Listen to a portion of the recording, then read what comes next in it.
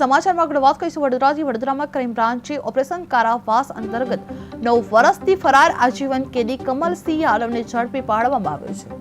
2002ના હત્યાના ગુનામાં આજીવન કેદ પામેલા કમલસિંહ પેરોલ પર છૂટ્યા બાદ જેલમાં પરત ન ફરતા લંબાયેલ ફરાર સ્થિતિમાં હતા, જે આ ક્રાઇમ બ્રાન્ચે ગાઝિયાબાદની ફેક્ટરીમાં 2 દિવસ મજૂર બની તેમની સતત વોચ રાખી અને 2500 કિલોમીટરની ટ્રેકિંગ પછી આરોપીને રંગે હાથે પકડી લીધો છે।